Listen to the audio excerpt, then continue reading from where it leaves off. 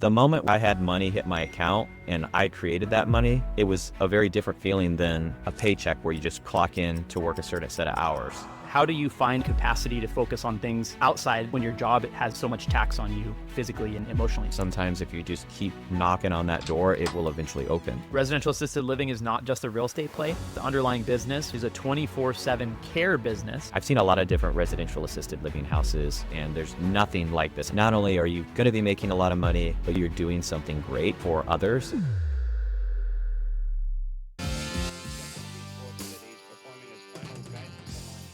Welcome back to the Hybrid Real Estate Professional Podcast, the show where we explore how to build a life of abundance through real estate investing and small business without compromising what matters most. Today, I'm excited to introduce someone who's not just a guest, but also a good friend and my business partner on a project that means a lot to both of us. Joseph Raspberry and I are building Everwood Reserve together, a ground-up luxury assisted living and memory care community here in Texas. But long before we met, Joseph was already walking the path that led him here. He started in healthcare, first as a volunteer, then an ER tech, a nurse, and eventually a physician assistant. But even after hitting six figures, he started to feel the weight of a system where you trade time for money, where your job owns your schedule and your future still feels out of reach at times. That restlessness led him into real estate. He started house hacking, joined masterminds, and learned how to use creative financing to build momentum. But he did not stop there. Joseph also made a bold pivot into residential assisted living, combining his healthcare background with his vision for something bigger than himself. Today, we'll talk about that journey, the sacrifices he's still making, and the deeper reason behind it all. This one's a bit personal. I'm excited for it, but let's get into it. Joe, welcome to the show, man. Awesome. Yeah, what an intro, and appreciate you having me on. And like you said, we're great friends. So this is a really exciting and special podcast just to be on your show. So thanks again. It's a pleasure to have you, man. And for some context for anybody watching, Joe and I have known each other for a little over 18 months now, and we're also in a pod together as one of the mastermind groups we're in. And we've met pretty much every week for that entire time. We have a small group. It's like 5 of us, and we go through what we're working on in our businesses. We get deep. We share personal struggles, not only deep friendships, but we support each other in the businesses that we've been growing. And so it's really come full circle in many ways because Joe's now on the team with Andrea and I as we're building Everwood Reserve. And so being able to watch your evolution over the last 18 months, some of the different turns you've made, things you've tried, experience you've gotten, and then bringing it full circle into this moment is really special and cool. And I'm glad that we waited to have you on the show until we had, made that connection. So this will be fun. Yeah, it's coming full circle. And I'm just glad to be able to share this space with you and see how everything just turned out over, like you said, the last 18 months. It's really just a pretty cool moment in time for us both. And here we are. So here we are. But before we got here, there was plenty that happened before in your life. And I would love to just roll back the clock a bit and talk about your career and kind of how you got into what you are doing for work. Yeah. So back in high school, I didn't really have much direction. I was just having fun. I was playing sports. I was, just kind of meandering through life. I think a lot of high schoolers do that. I came to a crossroads my senior year as to what I was going to do with my life because there's a lot of pressure if you're going to decide if you want to go to college or not. And I had a long discussion with my counselor at the time, and he said, well, hey, we have these internships. You want to try some stuff? And one of them was at a local hospital. And I gave it a shot. My GPA was actually horrible. I had horrible grades in high school. And thankfully, they really actually just accepted me for my heart in my interview with the internship coordinator. And I got exposure to the hospital there. I was doing a lot of grunt work, stocking linens, wiping butts, so to speak. Really the ground floor and grunt work. So that was my first exposure. And really, I chose healthcare because I enjoy helping people. But I also wanted something secure that I could rely on a paycheck, recession resistant. And I also had some family members that were nurses in the family. So nursing just seemed the next logical step. I got accepted into undergrad school in northern Indiana, became a nurse. And while I was in nursing school, I got a job as an ER technician. I was able to do a little bit more advanced stuff, but it really taught me hard work. Collaborating with physicians, different nurses, therapists, and again, kind of at the bottom of the healthcare rung where I was, again, cleaning people up, transporting patients, doing EKGs, drawing some blood. But I really got my hands dirty and really worked from the bottom up. And I think that taught me some hard work and being able to empathize now as a physician assistant, really what these entry-level healthcare roles entail and how exhausting and the heavy burnout and just physical the jobs are too. A lot of people don't talk about sometimes how physical healthcare is. But yeah, now I'm a physician assistant. We can kind of talk what led me to that. But yeah, I've really worked my way up from the very bottom and high school to now as a 31-year-old having over a decade of experience now at the bedside. Yeah, no, that's fantastic. I always have had admiration for people that work in healthcare because I think at sometimes, it is very difficult work. There's a lot of people that deal with burnout. Oftentimes you have to go into a lot of debt or pay a lot of money to get the education to get into those fields. So there's sacrifice baked into the profession. And I think it does take a certain type of person, like you said, you had your heart in it, and that helps you push through some of those obstacles. Whereas I don't think everyone has the temperament or maybe the heart for it. So, I think it's great that you've carved that path. And then what it kind of leads me to wonder though is that because burnout is so common, I know you work on odd schedules, things are shifting all the time. Sometimes you have crazy stretches of work all in a row. Sometimes you have, I think before we hit record, you were saying you have 9 days off after this. It's a really interesting way to try and kind of manage your time and your energy. How do you find any capacity to focus on things outside when your job has, so much tax on you, physically and emotionally too? Yeah, so for me, you kind of touched on it. Emergency medicine, that specialty in itself, actually has the highest burnout out of any specialty in medicine. And that's all I've done from a W-2 employment perspective. I've been in clinical specialties and different rotations in many different sites, but ER has the highest burnout. And on top of that, my current situation as a traveling PA nationwide is also very unique. So it adds another layer of complexity to the schedule as well.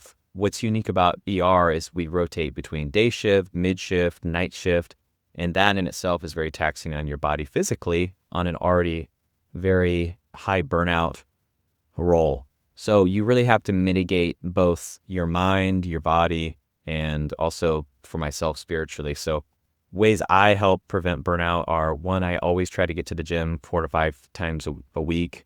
That's very important to me. I sleep better. I'm a nicer person. I want to eat better. It just all around just makes me a better human. And then I really try to be protective of my sleep. So many people in healthcare, and I even notice in America in any domain and field, is many people almost brag about how little sleep they get. Oh, I'm running in 4 hours. I'm doing okay. I'm on my third energy drink. And knowing about the health benefits of sleep, I just look at them and think, oh my God, you're literally just an inflamed mess of chaos right now inside physiologically. So sleep is so important. So I really try to protect that. And that in and of itself is very difficult. And then lastly, spiritually, I believe I have a strong faith, and that is the glue to it all. So I like to think of some higher purpose with that too. So try to look at it holistically. Yeah, no, those are great foundational pillars of life to focus on. And I respect you a lot for the fact that you're not just tunnel vision into one domain. You're trying to fill all the different cups that give you the vitality to do the things you want to do. But so there's something I like to call the entrepreneurial itch, which is when, somebody, they've got their W-2 job, they've got something, even if it's something that they're very passionate about, but they still have this compulsion to do something on their own. They want to, whether in your case, you start investing in real estate, building a small business, launching some sort of side hustle. It could be recreation, whatever it is. But typically it's a certain type of person that has that feeling. So I'm just curious, have you always felt that pull, even though you had such a clear career path in healthcare? Looking back on it now, I think I did, but I didn't recognize what it was. And in fact, I think a lot of people almost highlighted it to me as a weakness. I've always been a long-term thinker and always, I always said the statement, I want more, I want something more. And I think a lot of people from the outside saw that as something as I could never satiate myself. I was never satisfied in my life. But now getting into real estate, getting into business, I'm realizing that is what that is. That itch, you just always want to improve. You always want to move the needle. And I'm always been a very goal-oriented person. And again, some friends and family, they're like, Joe, you're too focused on like achievement. And for me, that is really what brings fulfillment. It's really what gives me that vitality, as you said. So I used to kind of view it as a weakness. I used to almost loathe on some of those statements like, am I never going to be happy in life? Am I never going to be satisfied? But I just realized that that's just what I run on with fuel. So I've really started to embrace it in the last few years. And I think people that have that itch or that, I don't even know what you want to call it, that mana, that energy, if you don't know what it is, if you don't recognize it, it can kind of be unclear and not sure what to do with it. So I think if you can channel it in the right ways, it can be so powerful and just ultimately affect so many people within your circle in life. Yeah, no, it's a good point. And it's interesting you mentioned too that some other people around you were kind of viewing it almost as like a warning sign, maybe something they couldn't quite relate to, because with that compulsion also comes risk. And a lot of people are very risk averse. And the idea that you, who already has a great career path that's stable, that most people would kill for that kind of stability and accomplishment in their careers, but you're also seeking, you have a calling for something outside of that, and maybe they can coexist. And I think that's, from what I see, the plan for now, like that's the theme of my show too, is hybrid real estate professional is someone who blends their primary occupation with real estate investing or uses it to empower that. But I think it's not relatable to a lot of people because it requires a ton of marginal effort. You, in addition to taking care of all those domains of your health that you mentioned earlier, you do have to make additional sacrifices. We're in the mastermind together where they talk about you have your 9 to 5 to pay the bills and you have your 5 to 9 to secure your future. And, that mentality is not exactly relatable to everyone. So with that said, I know that you've also been good about putting yourself in the room with people who do think like that so that you can lift each other up and participate. You've been an incredible contributor in the mastermind group we're in. And that's ultimately where you and I met and formed the relationship that then turned into our current business partnership. So can you talk about how from the point you had your career path ironed out, but now you're starting to explore that itch and make it more? Like, what are the steps you took to kick off that process? Yeah. So, and first of all, I just want to say thank you. That statement about contribution means a lot to me. I really respect you, Aaron. So coming from you, that really does mean a great deal. But to kicking it off, with your question in regard to how I transitioned from kind of just different thinking in the Yeah, mastermind. so you had your W-2, you had a clear sight on what your career would look like, but you also started feeling this pull, this calling to build something of your own. What were the first steps you kind of did to acknowledge that and start working on it? Yeah. So I think it really wasn't a flick of the light switch moment. It was very gradual. So as I became a PA, similar to when I was a nurse, I realized, I want more. I think I have a higher calling than this W-2 job, and complete respect to PAs in healthcare and everyone that does the role. But I just felt like I could contribute more. And I recognize I'm in a unique time in my life. I think people have to recognize that too. If you're in your 50s and you're settled down or you're close to retirement, or if you have kids at a young age. For me, I'm single, I don't have kids, and I just realized this is my takeoff zone. Like, if I'm going to do it, this is the time to jump. If I want to do something more, if I want to pursue a entrepreneurial path, real estate, this is the time to do it. So most people, I don't think, have that recognition because they're just so busy with the demands of life, whether that's the family, the job, finances, anything. They just don't have any clear moments to actually just think about their life and be conscious of their own situations. But I got in another one of those moments and I realized I didn't want to go to medical school as a PA, but I wanted to do something more. I did enjoy my job for the most part. And then I got exposed to some real estate just through a podcast, just by listening on YouTube. And I figured it was a great way to build wealth. And then my first move was actually a house hack. It's a great way to start for anyone, is just get a house hack, rent out the rooms. And I started filling the rooms and I actually made income.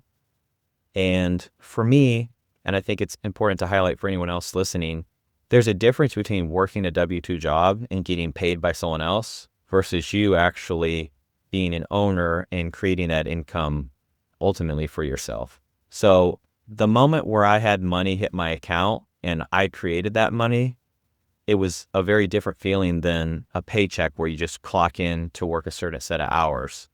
And for me, I said, oh my God, this is an amazing feeling. How can I do more of this? How can I grow this? And we can get into kind of what that led to ultimately to join these masterminds. But that was, I would say, the most aha moment. So no, thank you for that, because I think it always starts as a thought, and then you start exploring that, and then I think a lot of what happens is people feel isolated or alone because they haven't found a group of people that think the same way they do. And sometimes that's the missing component, because a lot of people have these ideas in their head, or they read about real estate, or they learn something about, hey, I can take control of my retirement a little more.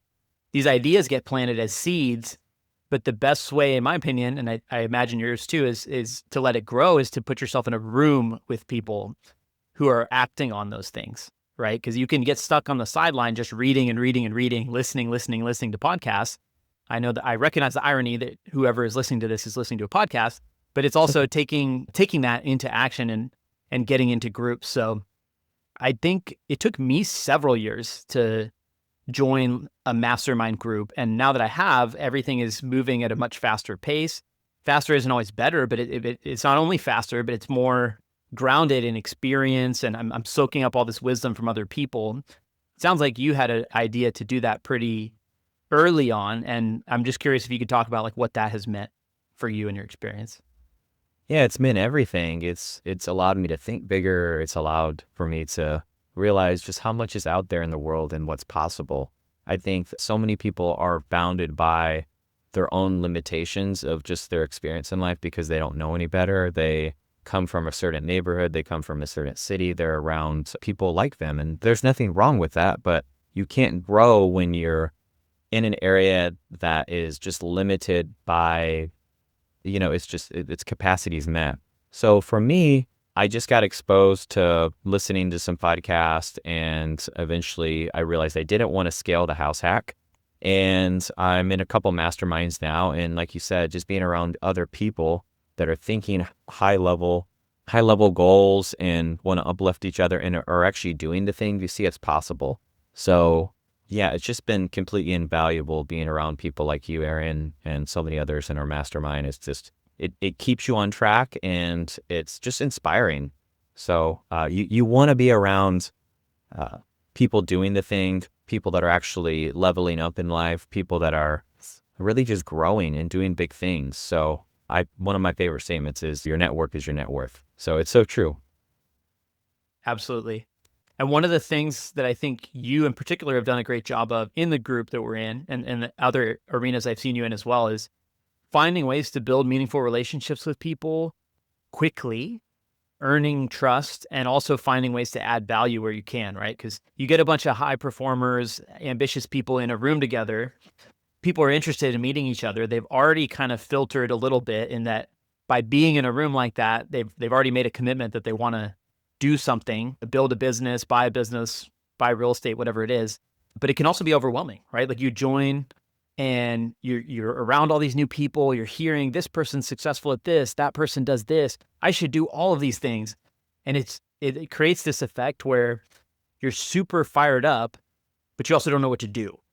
And I'm just curious, between the relationships you built and also just like your journey for choosing like what asset class you want to invest in.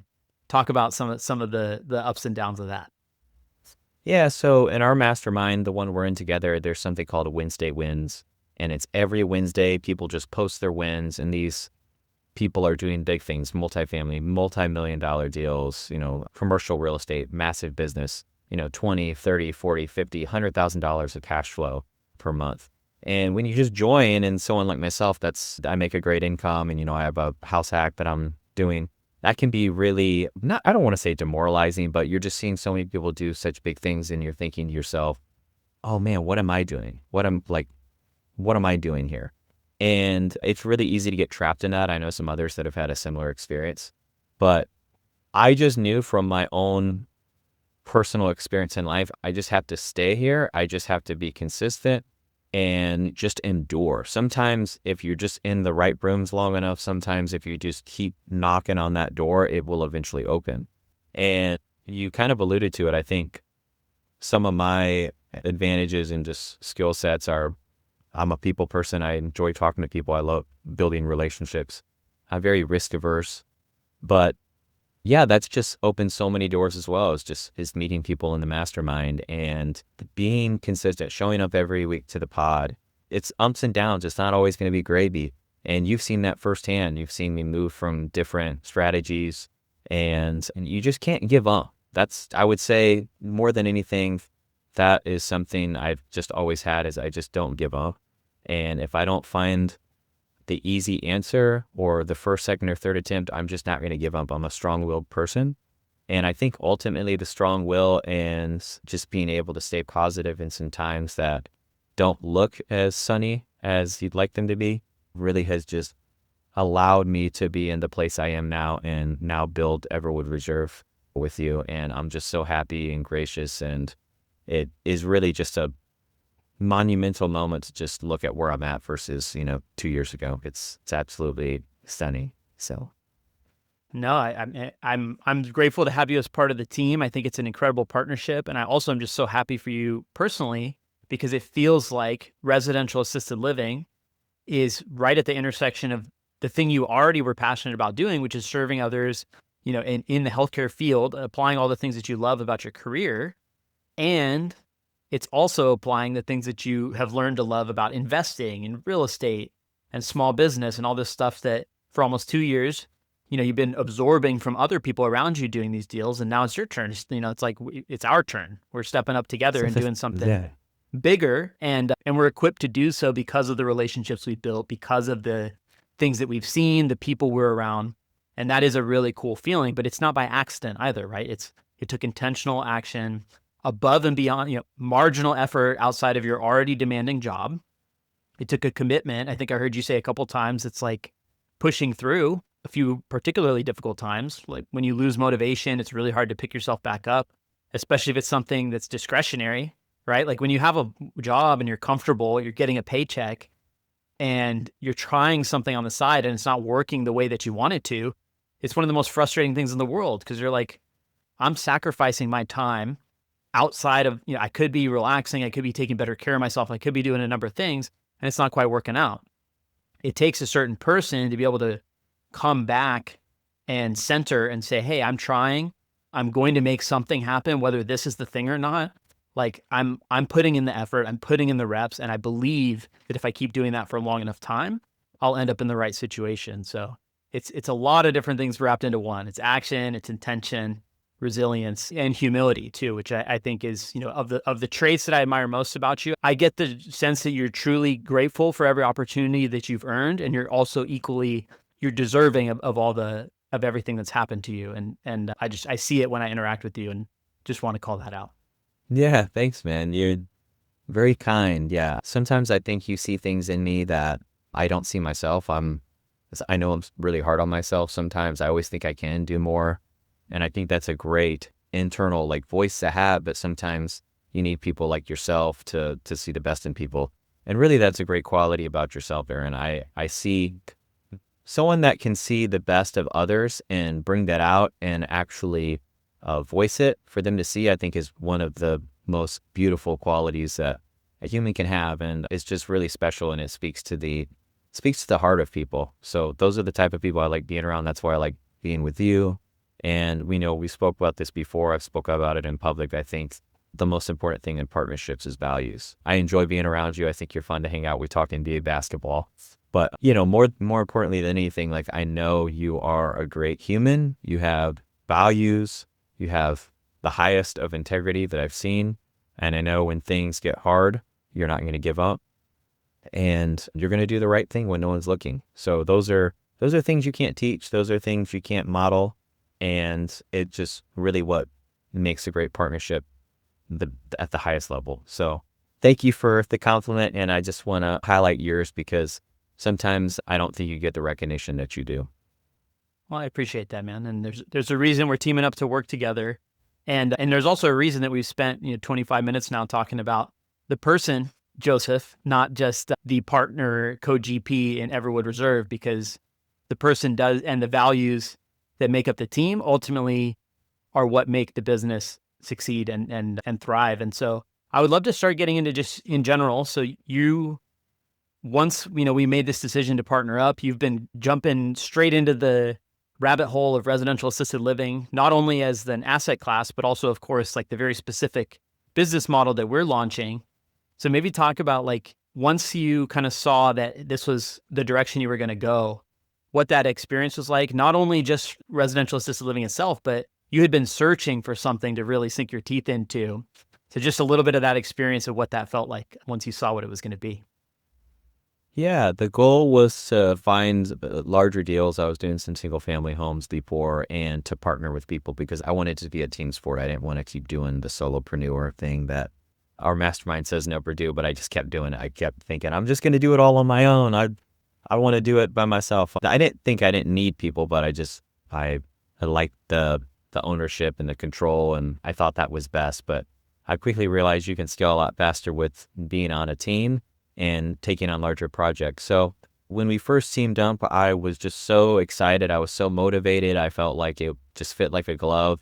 I'm doing some personal coaching right now, both business and personal. And the coach was just telling me how perfect of a fit this is and really just hyping me up. And of course I realized it, but as it's evolved, as I've joined the team, I've just gotten more and more inspired, more and more motivated.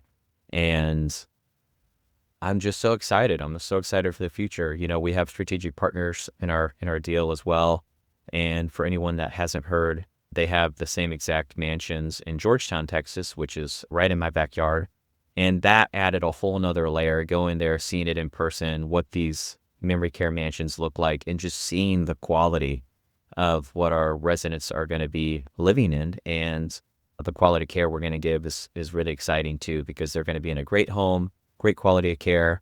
And, I could just go on and on. So I don't want to ramble, but just seeing the mansions in real life really just added a full different level to seeing what's to come. And I've seen a lot of different residential assisted living houses, facilities, and there's nothing like this. I've even seen brand new ones in Dallas, Fort Worth. And what we're building is just highest quality that I can even say. So I'm not just saying that because I'm on the project and team, but it's really, really cool, really inspiring. And I think anyone that sees it once it's built is just going to be blown away, just like I was. Yeah, no, I love it. And just a little context, if anybody's listening for the first time or if anybody's unfamiliar with residential assisted living, the real idea behind it is that you can take homes that in residential size in Texas is 16 beds or less. Anything above that is rated as a more or less a commercial, like a nursing home. And so there's a specific license you can get, and you can create these home-like environments instead of a big box facility environment. And so what Joe's talking about is, these memory care mansions, they're luxury builds. They're very nice homes with big, spacious, nice tall ceilings, big windows, tons of light, but it doesn't feel like you're in a facility. It feels like you're really in a house. And so not only aesthetically, but also the quality of care and the types of people that we'll be hiring, the culture that we're going to create is meant to make people comfortable. This was born largely, my wife in particular had some very bad personal experiences with her parents and her grandparents in these nursing facilities. And she knows exactly what she doesn't want to see. So she has this beautiful vision. And now, it's our job to bring it to life. And so I'm explaining that because I also want to be like clear about kind of what your role and the perspective that you're bringing and how that is going to make Everwood Reserve stronger. So maybe you could just explain, what's the role that we've created for you in this business? What are you going to bring from your past experience into this? And what does that look like? Yeah. So for anyone that doesn't know residential assisted living, I've been on the periphery of the industry for about a decade almost. My mother actually is a director of marketing. She's been in all types of different facilities. She's worked at independent living homes, residential assisted homes.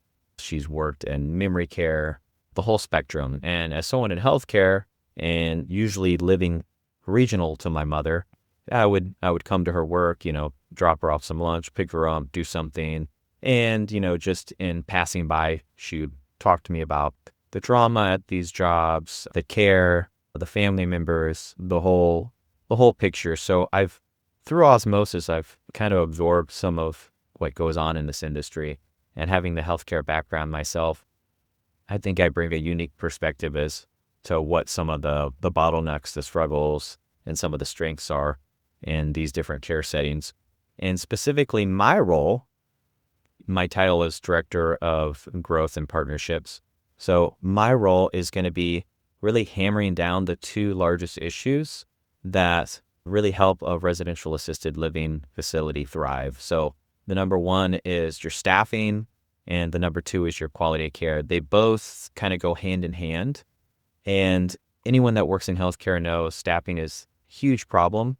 Getting actually the number of staff, but having quality staff being able to do their job well, providing that care, that goes hand in hand with the second, which is providing quality of care.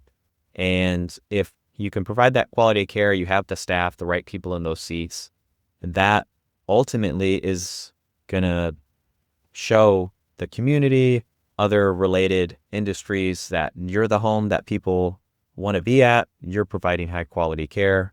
And ultimately, if you can just give that care to these seniors, your business is going to thrive and you're going to stay full and ultimately just impact lives. So for me, I'm really just going to focus on acquiring good talent, knowing what that looks like, making sure their burnout is controlled, and making strong relationships in our community with other physicians, skilled nursing facilities, case managers, case workers, where all these seniors eventually end up at and are at a crossroads of whether they stay home with their family or make that move into a residential home or a facility. That's the turning point. And if I can make those strong relationships with these individuals at hospitals, family doctor's office, they can know, hey, we know a great facility in our community. I know the guy personally. We think this might be a great fit. You guys should definitely come check this place out. So again, kind of a long-winded answer, but quality of care and the staff are just so essential for this industry. No, I think it's important context because at the end of the day, residential assisted living is not just a real estate play. Real estate is a big part of it, but the business, the underlying business, which is a 24/7 care business, you have people's lives in your hands, that quality of care and the staff and the ability to retain good staff, I mean, those are ultimately going to be among the biggest drivers.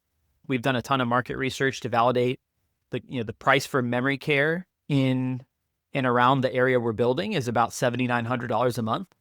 So it's not cheap, but it is all inclusive. And we want to make sure that when people are paying that much money per month, that we have the highest quality systems, staff, culture, amenities that we possibly can in that environment. And so it does take attention to detail. It does take attention to the types of policies we're going to have. We call it clinical ops, right? Is like how that's the piece that you're going to be auditing and the perspective you're going to be bringing that Andrea and I don't necessarily have. And so you'll complement. She's got a really strong, big vision for how she wants the day-to-day experience and all those little design details and things like that to work. You're going to have a really great purview over all the care and the actual staffing. And then I'm going to be, back end business ops and systems and then the financial side. And that's, the core of our team. You mentioned we have a couple strategic partners too. So Brett and Laura Shotkavis are the ones that they pioneered this memory care mansion model. These big 10,000 square foot, 16 bed, 16 private bathroom mansions. And so we're adopting off their model. They're going to be co-partners with us in the deal. We have access to their systems and we'll be implementing the things that made their businesses successful. And then we also have a partnership with the RAL Room, the Residential Assisted Living Mastermind Group. And so we've got a heck of a team.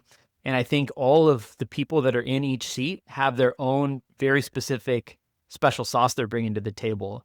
So, I mean, I get fired up thinking about it because we just have such a compatible values, as you said before, but we also have diverse perspectives, and each one of them is important to making this business successful. And when I think about how you came into the fold and we had an opportunity to know each other for 18 months before we made such a consequential decision, it really validates all that work. When you go and you join these masterminds and you put in the time and you have all the calls and it really brings that to life when you can do things like what we've been able to do. Exactly. Yeah. Like you said, I get so pumped up thinking about our team. I really feel like we have some of the highest level achievers at every seat and know they are experts at their role and what they bring. So yeah, I just get so excited about the team and what we're building and how it's just going to turn out. I think right now this is an exciting stage because there's a lot of planning. Obviously, we're in the very intensive capital raising portion of the project. But I think once we can build Everwood Reserve and actually get it operating, it's going to be really rewarding to see everyone just kind of fill in their role and really just succeed at a high level. So, Yeah, absolutely. So you mentioned capital raising. I think that's the last piece to cover here. So at the time of this recording, in the middle of raising capital, we ran multiple rounds of capital raising. So a couple different types of syndicated offerings. We're currently in the middle of the public offering. And by the time people hear it, we will have also been able to record and post a webinar that goes over all of the details behind the offer. So the business plan, the vision, you'll see some renderings of the building and some photos of what it's going to look like. And then we'll run through what it would look like to invest. So our financial projections and then what sample investments would look like. So we'll make sure to link to that in the show notes here.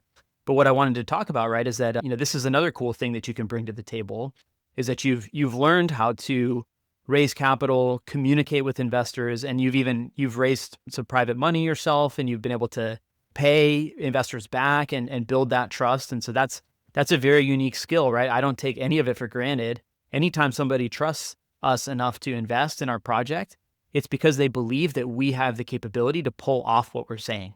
Anybody can have ChatGPT draft up a business plan, but it takes those right butts in the seat with those perspectives to pull it off. This is something I mentioned earlier, right? Like is you have because you have that humble attitude and because you have the experience you have, I think you are very good at building trust with people quickly, which is a core tenet of capital raising.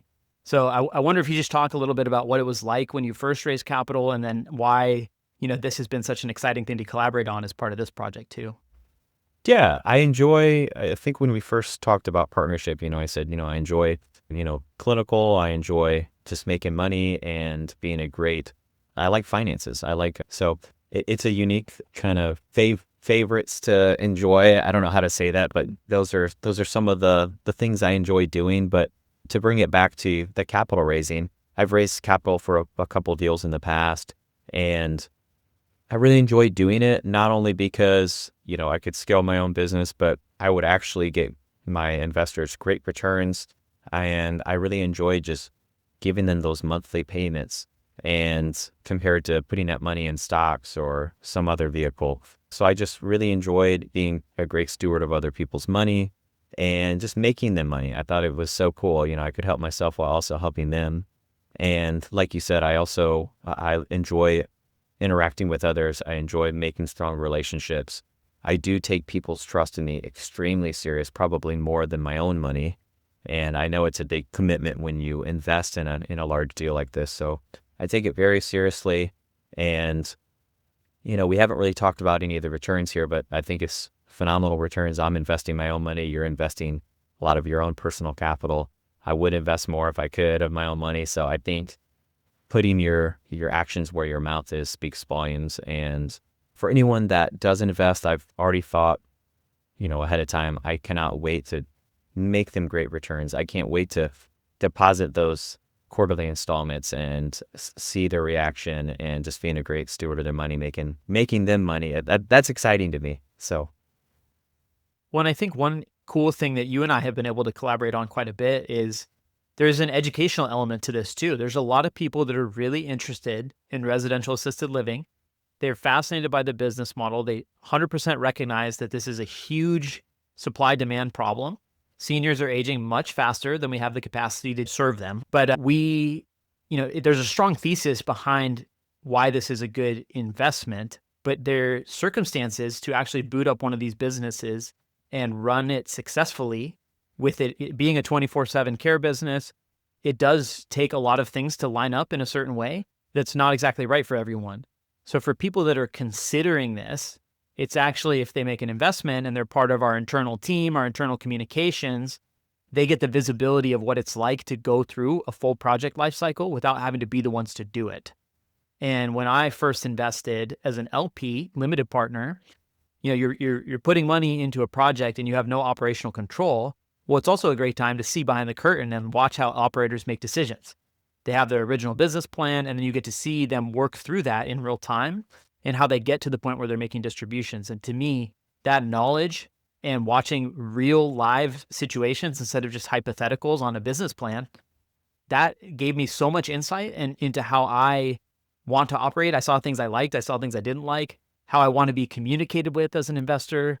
And so now you and I both, I think, have also done that. And we know the type of experience we would want to have as investors. So we're able to now provide that. And I know that energizes both of us.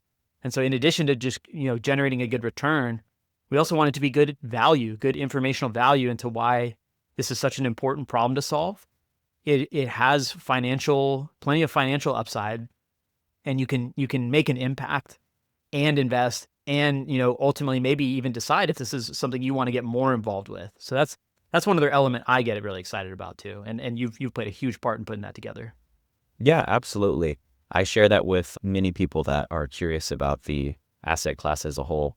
And I'll just say you spoke very eloquently about it's just kind of a full circle. You get to help our residents, you get to assist and make our investors a lot of money, and it's an ethical form of investment. That's also another component that I just get really excited about with this project is not only are you going to be making a lot of money, making money for your investors, but you're doing something great for others and actually impacting their real lives. You're providing true value to them and their families. And I don't think there's a greater form of investing or work or purpose than actually really impacting people's lives on a daily basis. Their outlook, their quality of life, and the goal is to also extend their life too. I think with our holistic approach at our Everwood Reserve residential assisted living home, me and Andrea have talked, yourself included, about we don't want this just to be a very traditional form of a facility. We really want to enhance and bring to life all of the resident sensations and really keep them vibrant and thriving in life, quality of sleep, like we talked about, engaging socially with the staff and the activities, and just getting out, being active. So all that stuff really excites me. And I'm just excited that I can put money into a vehicle that can actually really benefit and help people at the core component of life. Yeah, no, I love it. And it does feel amazing to be able to work so hard on a project like this that it's grueling. It's got a lot of financial upside, but then just to know too that the impact component is there. There are other things that you could work equally hard on that don't arguably have the same impact. And so just that combination of things, because I know, like we talked about with your career, what you initially chose to focus on healthcare, all the reasons that you like healthcare, it also applies, you are serving people and providing something very valuable for not only them, but their families too, which is the peace of mind that their loved ones are being given the best possible care they can in the most challenging of circumstances. And yeah, just being able to deliver that warms my heart. And I know it does for you too. So Yeah. Something unique about, I think, what's brought me to this point in my life is I've worked at every level, from the intern to the tech to the nurse to the PA. And I've worked in at least 20 facilities, especially as a traveler. And I've seen healthcare done right. I've seen it done wrong. And I'm just so excited to be able to contribute to something that I'll actually have some ownership to. And I'll burden a lot of the responsibility. So just being able to, on a hands-on ability to be able to affect our business and create it how we want, seeing so many different types of facilities and environments and settings, I just get excited about that too, because now I'll actually have the ability rather than just be an employee. So that gets me really excited too. I love it. Consider the entrepreneurial itch has been scratched, right? Yeah. So, all right, Joe. Well, it's been awesome. This will not be the last time we have you on the show. I'm sure we'll have you back again. We'll be doing lots of internal updates. If anybody becomes an investor in our Everwood Reserve project, Joe's going to be right there side by side with Andrea and myself. We're super excited about what we're building, and I'm grateful that Joe's on the team and that we got a chance to unpack your story a bit. Where can people find you if they want to get in touch, learn more about residential assisted living, or anything else you talked about today? Yeah, I think just my email, just my basic email right now is fine. Joseph.rasberry, RASBERRY21 Or I know you'll post the link to our investor page. Definitely start there. But I'm an open book and feel free to reach out to me. I'd love talking to anyone on their journey of investing, or if you're just curious about residential assisted living, I'd be happy to help. Awesome. Well, thanks for coming on the show, man. We'll do it again soon. Awesome. Thanks, man. Thank you for making it to the end of today's episode. As you may know, podcasts are very difficult to grow organically. If you're getting value from today's episode, I'd deeply appreciate if you can take 30 seconds to leave my show a 5-star rating and review. This will go a long way to helping me reach more listeners just like you. Thank you so much in advance.